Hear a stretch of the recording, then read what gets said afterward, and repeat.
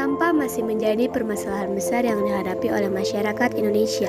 Sampah plastik selalu menjadi masalah utama dalam pencemaran lingkungan, baik pencemaran tanah maupun pencemaran laut.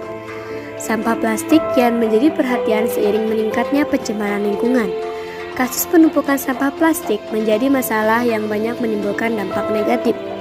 Manusia menghasilkan terlalu banyak sampah dan tidak dapat menanganinya secara berkelanjutan. Sifat sampah plastik yang tidak mudah terurai, serta proses pengolahannya menimbulkan toksit dan bersifat karsinogenik.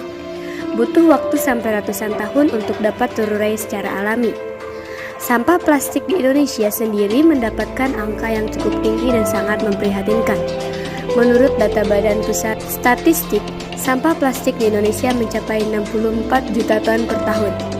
Sampah yang tidak dapat terurai secara hayati dan tidak dapat didaur ulang dengan benar dapat mengisi lautan dan tempat pembuangan sampah. Barang-barang yang ada di tempat sampah dapat menjadi tempat berkembang biaknya penyakit.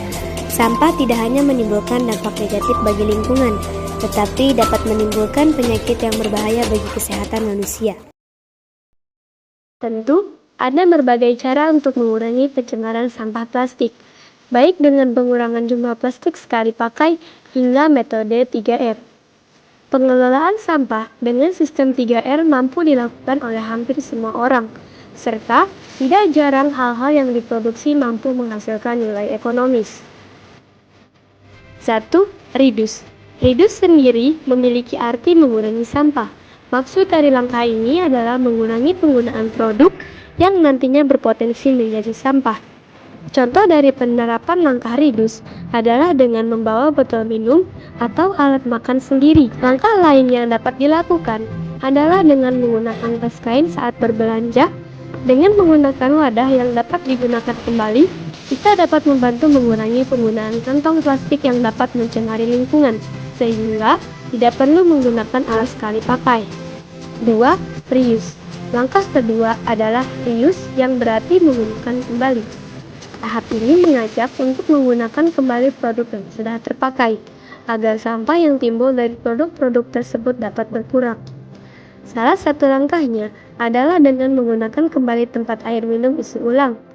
Langkah lainnya adalah dengan menggunakan botol sabun mandi atau sampo dan mengisinya kembali dengan produk isi ulang. Dengan metode tersebut, tentu penyebaran sampah plastik yang sudah dibeli dapat dikurangi dan dimanfaatkan kembali seperti sedia kala.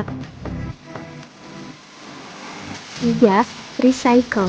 Tahap terakhir dari konsep 3R adalah recycle, yang berarti mendaur ulang. Pemanfaatan sampah yang tidak terpakai hingga memiliki nilai tanpa mencemari lingkungan mampu mengurangi penyebaran sampah plastik secara drastis. Salah satu langkahnya adalah dengan memanfaatkan sampah yang dapat kita daur ulang, baik menjadi kerajinan ataupun benda lain yang bermanfaat bagi kita. Masalah sampah plastik mungkin terkesan sepele, tapi dampaknya bagi lingkungan sangat luar biasa.